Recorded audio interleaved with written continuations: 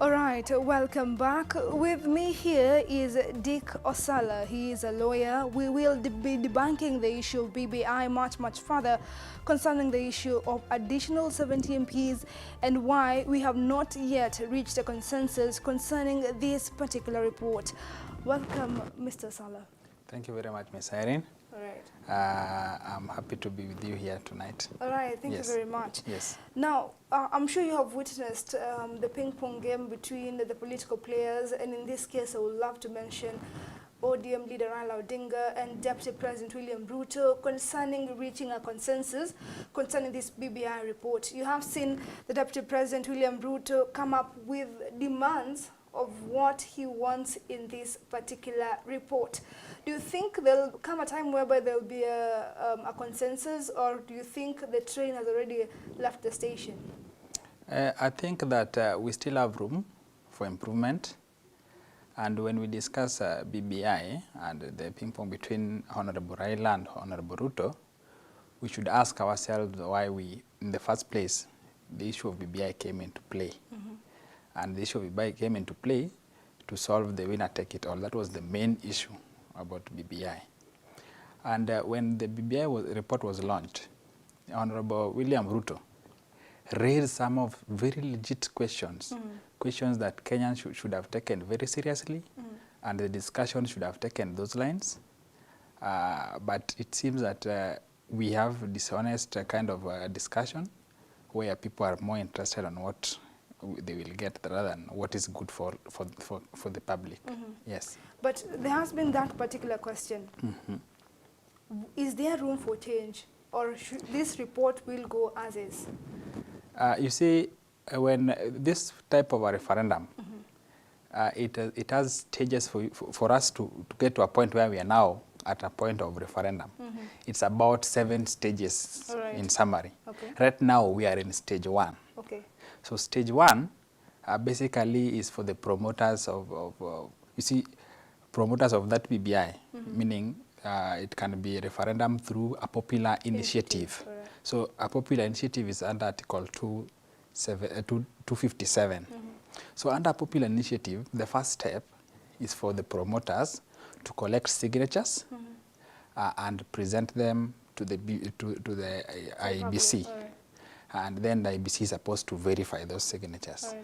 And they are supposed to reduce their suggestions into a document, which they did. They already have reduced them into a bill, amendment bill. So that is stage 1. They have reduced that, and they're in the process of collecting signatures to present to the IEBC.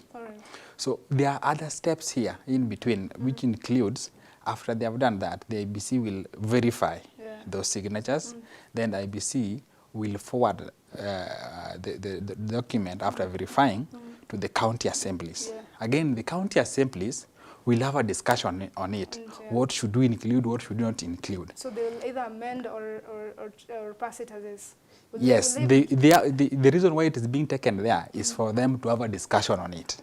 Yes, so when they have it, they can say, this and this is good, let's remove this. Once the county assemblies is done with it, they are going to be writing a report to, signing a certificate that they are done with it and forward it to the speakers of the parliament. That is the Senate Speaker and the National Assembly Speaker. Now, the Senate and the National Assembly are supposed again to discuss that particular document, what has been brought to them. They discuss it again, they agree and disagree on issues on it. So once they have discussed it, if issues that have been raised in those documents touches on items that are mentioned under Article 256, which is whether the structure of the government, the boundaries, then they are supposed to present it now for the referendum. That is when now Kenyans come in to either agree with that process, whether what the MCAs did, what the members of parliament have done. So it is at that point where now we are now going to say we agree as Kenyans or we disagree. But at this point, we are in stage 1. Those are about 7 steps. So it is too early to say that the bus has left. But why do you think ODM leader Raila Odinga has been quite adamant, saying that there is no room for change? You guys take it as it is or leave it be? I can't answer for him because for me, I know that there is still room. Whatever is provided under the law, there is still room for discussion. And that's why that thing has to go through the county assemblies, it has to go through the parliament. It does not just go there for the members of parliament to see it just like that. All right. It is going there for them to discuss, to disagree and agree on issues on it. All right. Yes. Now, there has been the issue of 70 additional MPs in this particular report to solve the issue of two-third gender role. This thing has been termed by many as something that will be quite a huge wage bill to Kenyans. And you as a lawyer, you had come up with a proposal on how this thing can be cured. Could you kindly elaborate on that? Thank you. Miss Irene, I've been wrong on so many things. And in my considered view, I might be wrong, but adding 70 constituencies is not the solution for the two-thirds gender rule. Actually, what we need as Kenyans to solve this problem is to reduce the number of constituencies to 150. Okay. Once we've reduced the number of constituencies to 150. From 290. From 290 to 150. All right. Once it is reduced, then instead of calling these people member of parliament, we should now call them representatives. And in each constituency, we should have 2 people on 1 ticket, a man and a woman. So when we have this 150 constituency, at the end of it all, we will have 300 representatives. These 300 representatives, you will realize that 150 of them will be women, 150 of them will be men. Now, what BBI is proposing, this is what, you know, now it is good to understand what BBI is proposing and what is actually the right direction to take. BBI is saying that we should add those constituencies so that we have at least 360 constituencies. Once you have 360 constituencies, again, the proposal in this amendment says that there should be special seats which will be filled when the two-thirds gender rule is not realized. Now, let's take it, for example, that the 360 members of parliament, all of them are men. It means for these people to realize two-thirds gender rule, you will have to nominate 180 women. That will come to 540 members of parliament. You tell me, under this economy, how will we sustain such a huge number of members of parliament? So for me, the discussion surrounding whether to increase or not to increase the number of constituencies, there has been a lot of dishonesty, and we should come clean and tell Kenyans what can really solve this problem. All right, you're talking about reducing the number of constituency from 290 to 150. But looking at it, remembering when the Electoral Commission then did a boundary review to bring us to 290, is because some of the constituency complained that they are not getting enough resources. It is one constituency is too big. Do you think reducing them to 150 might create a room for strife? Because even as it is right now, we are fighting over resources. So if we have a 150 constituency, then the fight will be even more, because some of the constituency will be quite large. Have you really put this into concern or perspective? I have considered that argument, and my response is this. First, members of parliament, which I'm proposing, should not be called member of parliament. They should be called the constituency representatives. They should understand what a role of a member of parliament is. And once they understand that, there will be no this discussion of we are not getting resources. Because a member of parliament basically is supposed to legislate, oversight, and all that. What they are now proposing, you see, they had initially proposed the county development fund. And that is where the contention usually is. Because if you reduce, it means that we will not be getting the county development fund. So the first direction to take, one, county development funds, constituency development funds and ward development funds should be considered to one thing. Then they should be placed under the county assembly members. So the MCAs should be the ones to manage them now. So it should be narrowed down to MCAs. That way, every Kenyan in every corner of this country will be able to feel the development aspect of it. So what the MPs should actually be given, the role they should be given in issues of that fund, is to oversight. They should be, because there will be 2 representatives and the constituencies. So those 2 representatives, they should oversight that fund within that constituency. So their work will be like they are checking. You've been given this work. Are you doing the work? Are you doing the work? But it should not be that we are having a constituency development fund. Again, we are having another parallel ward development fund. It is what creates this tension of people fearing to reduce the number of constituencies. But if these 2 funds were to be consolidated to be one fund placed under the members of county assemblies, then we will not have this problem. All right. Yes. But now, what will be the criteria for reducing this number of constituency from 290 to 150? Because as it is, even adding this 70, it has brought a lot of contention. Some counties, for example, Nakuru County, saying, oh, Naivasha should be split into 2. What will be then the criteria of reducing the number of constituency here in the country? The Constitution gives the IBC guidelines on how to subdivide or merge constituencies. It is a mandate under the IBC. So they are supposed to consider things like geographical area, the population. So the thing is, it is their work now to balance this 150.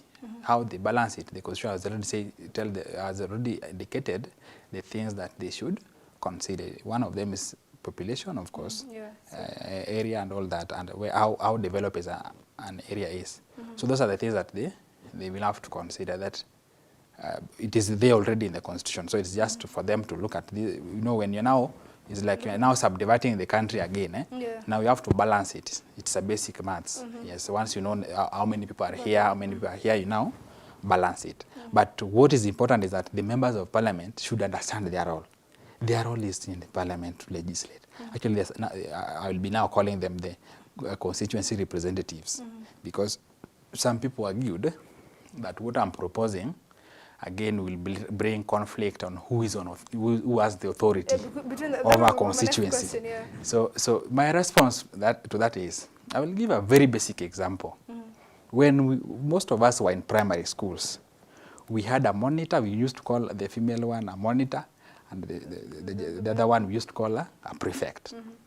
These people used to work in a class as the head of that class, and they could do both roles. They could help teachers get books or what. They could collect books from students. So once you know your role, the thing is knowing your role. So as a member of parliament, what is your role?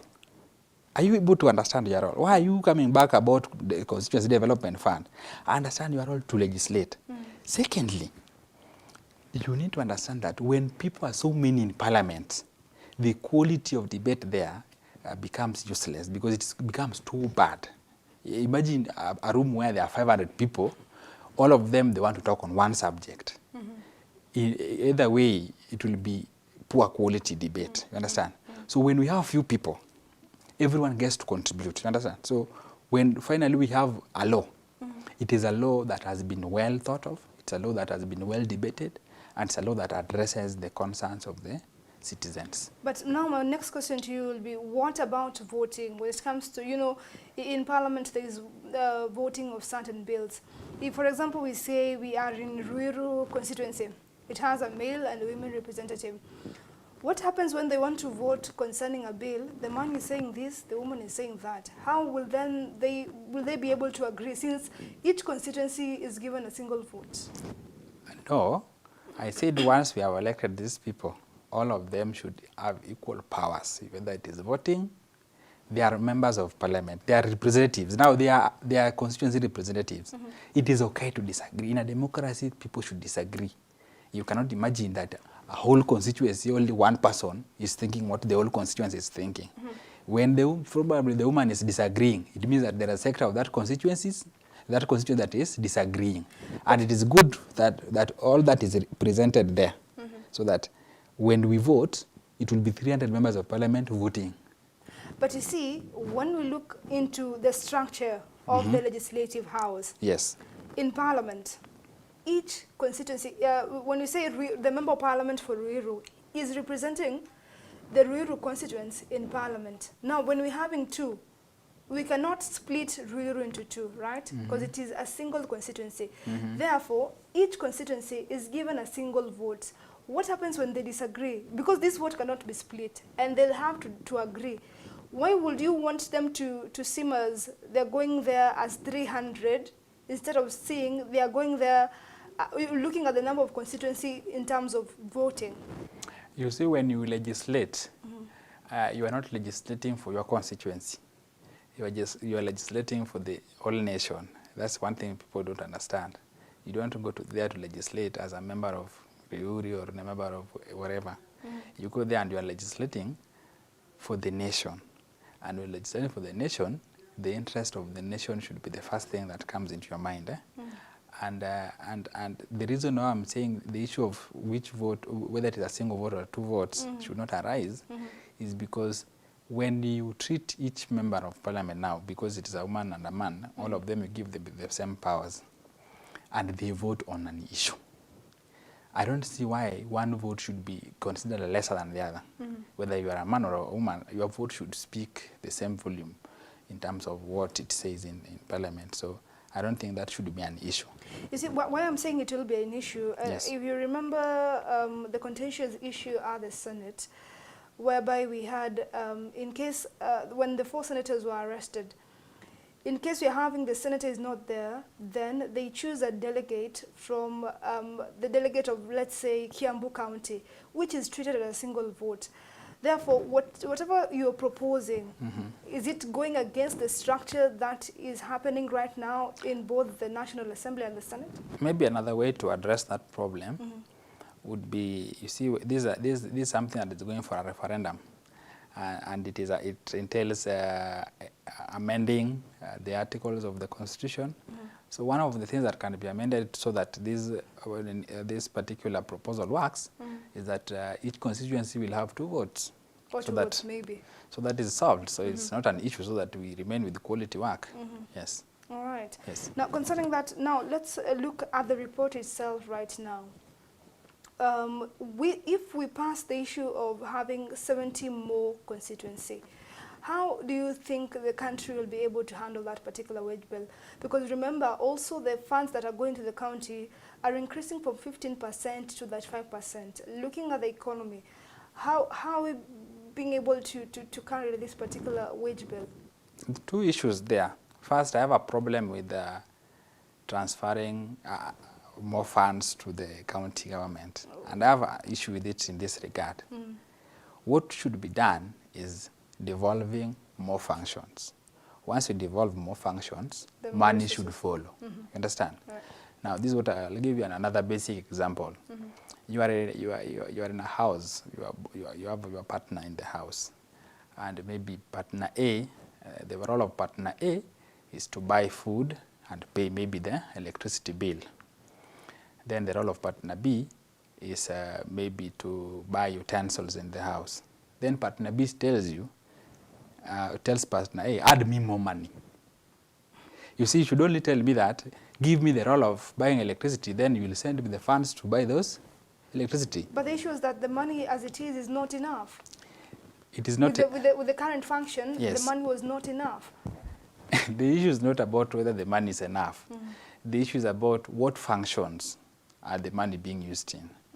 Right now, we are looking at health. Yes. The counties are complaining. They're not being able to pay the doctors. They have a lot in their table at the moment. And the money that they're receiving from the national government is not enough for them. So as it is, raising it from 15 to 35 is because of their cries, not because they need more functions. The money they're having right now is not quite enough. You see, in this country, there's what we call a budget. And every year there's a budget. And the government knows how many doctors are there, how many nurses are there, and how are they supposed to be paid. That's why they do that budget. So it means that if that budget normally does not cater for the doctors and all nurses, it means that the person who is in charge of budget should revisit his strategy. So that when you have a family of 5, you're supposed to know how many, the amount of water you have to put for gully, all those things. So it is a question of budgeting. All right. If you budget properly with the little you have, everyone will be fine. All right. Yes.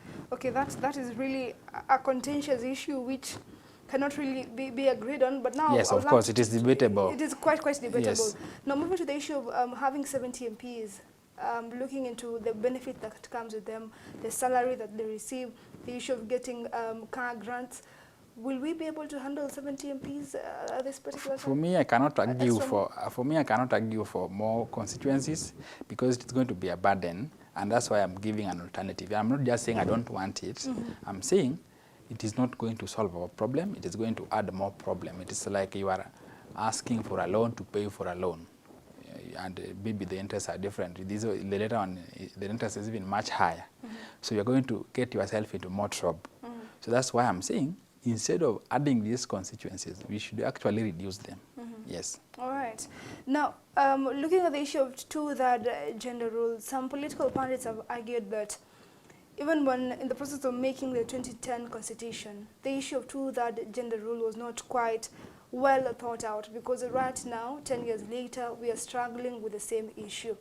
Do you think the makers or the drafters of the 2010 constitution refused or were not clear to give us a clear guideline concerning this particular provision in the constitution? I think they meant well. Maybe, you see, the problem that Kenya has had is that instead of first having a policy, then developing a policy into a law, Kenya has been having laws, they just copy-paste from another jurisdiction, then they now work with, they start formulating policies from that law, going back, while it should be the other way around. You should have the policy, then develop it into a law. For instance, we are supposed to have had a policy in place on how to address the issue of gender, then we advance it into a law. So that is what has been the challenge. But that's why I'm telling you, even if that is the challenge, if you want to address it, can they reduce the number of constituencies to 150? Have in every constituency 2 people in 1 ticket? By the end of the day, you will have 300 members of parliament. 150 of them will be women. There will be nothing like, I'm nominating my girlfriend to be a member of parliament or anything.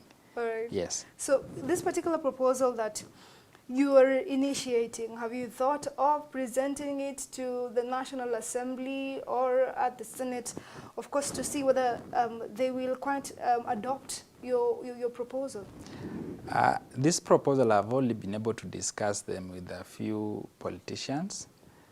We've discussed them, and to them, they agree that, but the only problem they say, this is a political movement, you know, they might agree with the proposals. But political goodwill. But the political will might be against the proposal. But for me, that is not even a problem. What's the problem? Because the solution is not on those MPs agreeing or not agreeing. The solution is for Kenyans to understand what is really happening, and then they also need to understand what they need to do. So if they say that we want to reduce those constituencies, it means that they are going to say no when it comes to the issue of constituency, because they know what they want. So for me, the most important thing is that Kenyans should be educated on these issues. They should be informed, so that when you vote, you are an informed voter. Yes. You don't just vote because person A said it is okay. Yes. But reading the signs, I know we are in the first stage of this particular constitutional change. Do you think Kenyans will pass the issue of additional 70 MPs reading the process? Because now you're seeing the politicians take the center stage. We are not seeing civic education being done on the same. Of course, I don't want to judge the process. It is just but starting. But do you foresee a situation where Kenyans might be hoodwinked into passing this particular proposal as is? For me, if proper civic education was to be conducted and Kenyans were to be informed on the proposals and what we have, and the consequences of passing that proposals, I have a strong belief that they would say no. And the only problem is that we may not have mechanisms to inform all Kenyans now. Yeah. Yes. But we must try. That's what I always say. We must always try. Inform as much as you can, then people will decide. All right. Yes. But now, what will be your strategy moving forward? Of course, you have mentioned that political goodwill might not really be something that might happen. So what will be your strategy moving forward to ensure that this proposal that you have is not, you know, laid back, so to speak? You see, for me, the most important that we start this discussion so that Kenyans can start talking about this discussion. Honorable Ruto began it, but I think he has been pinched and is now withdrawing. But even if he is withdrawing, for some of us, we are not withdrawing. All right. We are going to keep on with the conversation. We are going to tell the truth as it is. And you see, for me, I am not just saying that we should vote no. Yeah. I have about 10 proposals, the alternatives of what has been given. All right. For example, I have issues with the executive structure, the way it has been proposed. You see, the reason, as I said earlier, the reason is we were supposed to address the winner-take-it-all scenario. Yeah. So when you read that amendment, it absolutely does not address that problem. And this is how that problem ought to have been addressed. Number one, in a presidential election, should automatically become the president. Number two, in that election, should automatically become the prime minister, but the constitution again should have to be amended so that the clear roles are given to that type of a prime minister.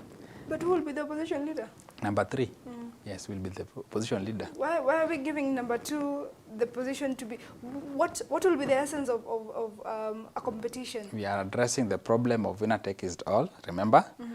And the reason why we normally get divided is because when you are number two, number one will tell you have taken it all. So number two, we can opposition up. But you see, even as we have number two be the prime minister, will we have solved the issue of a huge wage bill? Because right now they're saying that they're saying there's no expansion of the executive because the majority leader in the National Assembly will be the prime minister, and therefore he'll be receiving the same salary.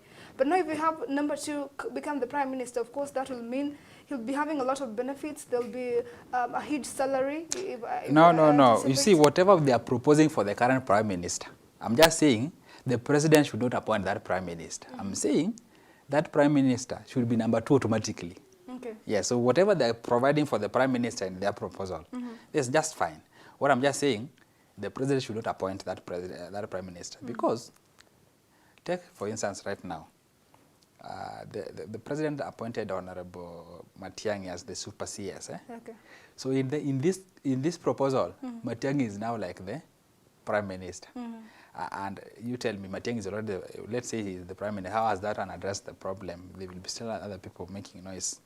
So for me, whatever they're proposing, the prime minister, if is to be appointed by the president, he will not have addressed the problem because the president only appoint someone who was supporting him. But they were saying that they will form the office of the opposition leader. He will be in parliament, and therefore it is good to have the opposition leader in parliament. That is a good idea. Even to have the minister in parliament. That's a good idea. It enhances the quality of the debate. Yeah, right. But to say that you will, the president will appoint the prime minister is actually against what we are trying to address.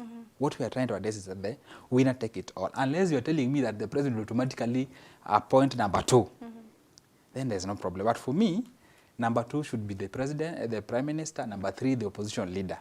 The functions can, we need some originality in whatever we are doing. The problem in Kenya is that we want to copy paste and apply. We need some originality so that other countries can also say, Kenya did this, let's do this. All right. Yes. Now, do you think civil organization have really derailed the country or disappointed the country in terms of these changes? We have not seen them quite be bold concerning the BBI report, and for some, they have been silenced by some leaders who have told them, you guys did not present your proposal, time is up. Do you think the civil organization have failed in this particular change of the constitution? I would not say that they have failed.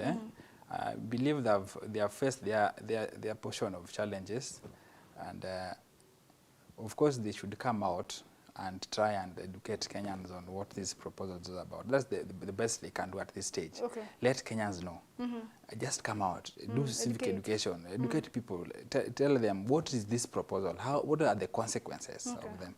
That's why this particular document you cannot subject it to a yes or no. Because for me, there are things that are good, but there are things that need to be readdressed. All right. You understand? That is something and that brings me to the issue of Honorable Kivuta Kibwana. Kibwana. Yeah, that's what I was He has presented legitimate questions in the Supreme Court of Kenya.